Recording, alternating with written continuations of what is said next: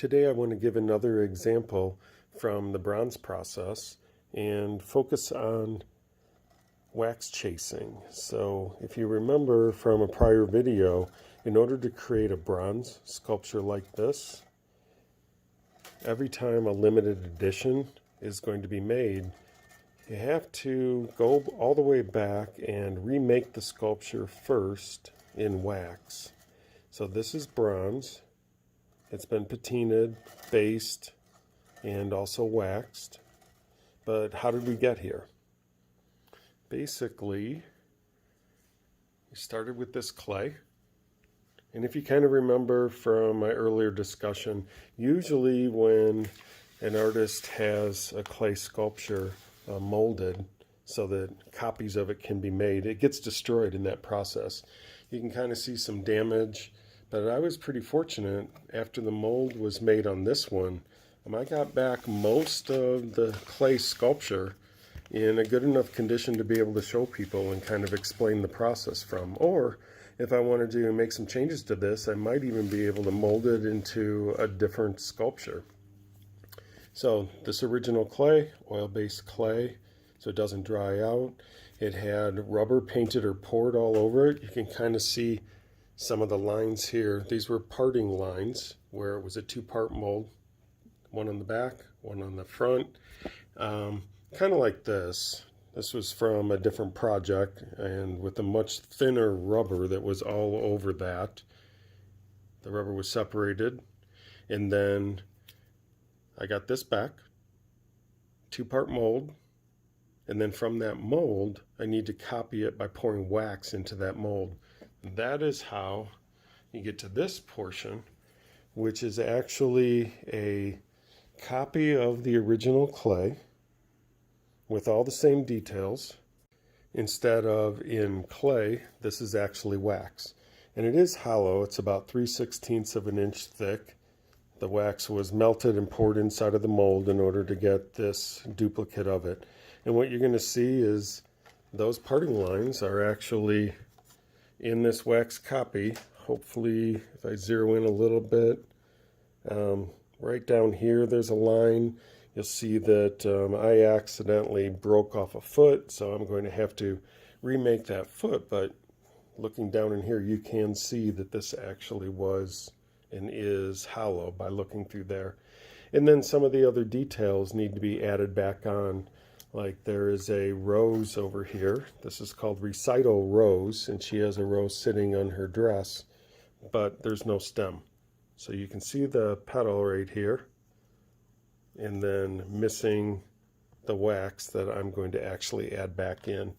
And again, that is to finish off getting the details that the original clay had also. One other item is that sometimes the delicate details get remade each time in metal instead of in wax. So she doesn't have any ribbons coming down out of her hair like the finished bronze will have. At the foundry, these will actually be fabricated and they will be welded in place. And that's just another example showing that every time the bronzes are made, there's a lot of handwork that's done to it, and they are one-of-a-kind pieces, even though portions of it come out of a mold. So what I want to do is show a few of the different things that I have to work on for the wax chasing step. And wax chasing, again, is cleaning up the wax in order to get it back to the condition of the original sculpture. So over in this area, those parting lines I was talking about are one thing that I'm going to go around and just find wherever they've been sticking up above the surface and kind of scratch those off, trying not to dig too deeply in any of the other areas.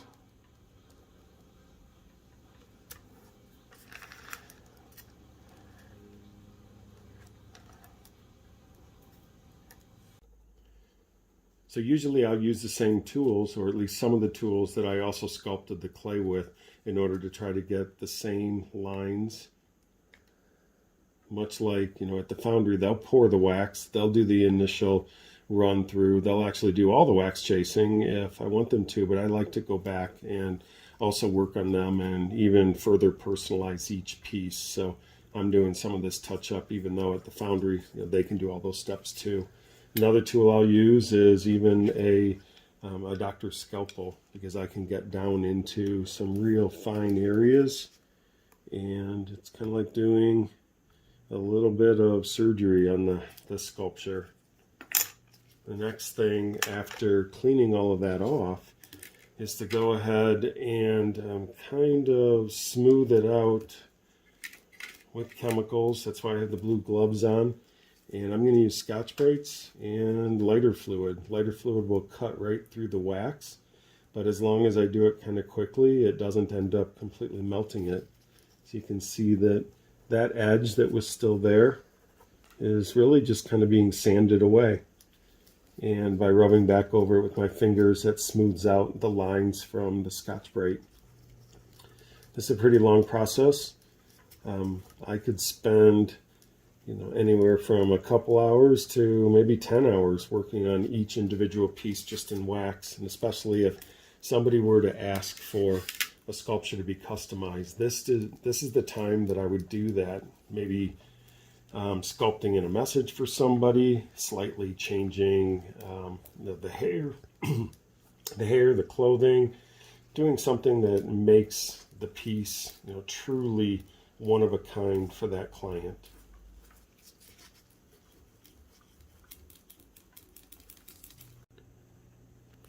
So another tool is a paintbrush, just to be able to get down into a more detailed area with a much softer texture than the Scotch-Brite.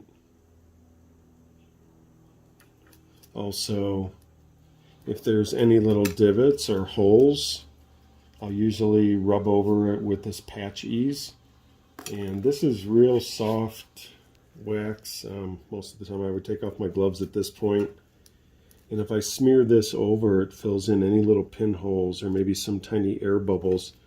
And that wax just sits right in there and gives an even smoother surface.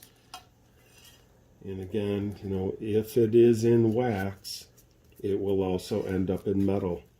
So this is the last chance to really go in and make sure that however we want it to appear in bronze is how it appears in wax. I mentioned earlier that sometimes pieces or parts have to be rebuilt. So working on the foot here, what I'm going to need to use is a detailing tool, something where I can go ahead and get some heat on here and melt the wax down. That tool actually is from back in my wood carving days, where about 2 decades ago I was doing duck decoys using this to wood burn feathers. Now it's repurposed for melting wax.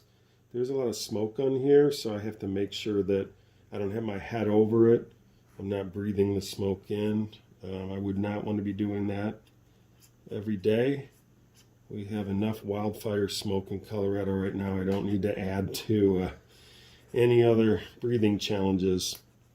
So it's really messy to start with, and again, I have to keep this hollow because the bronze is going to be a hollow sculpture, about 3/16 of an inch thick. I know this is not that thick. I'm going to turn it upside down eventually and then work on it from the inside. But right now I'm just trying to get some mass here in order to be able to come back and clean it back up with my sculpting tools. It's pretty challenging to sculpt with something that's hot and liquid or mushy.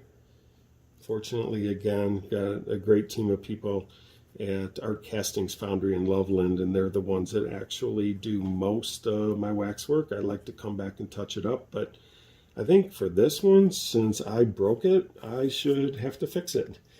The step after this, again, would be to do a final check of it, look over the whole sculpture, because my last step would be to go in and clean up my signature, number the sculpture, and I would go ahead and put the number in here. So this says 9/45. Give it a once over, and take her off to the foundry where she would be cast in bronze. So thanks for sticking with me during the East Boulder County Artists virtual studio tour and getting a little bit of a glimpse into wax chasing.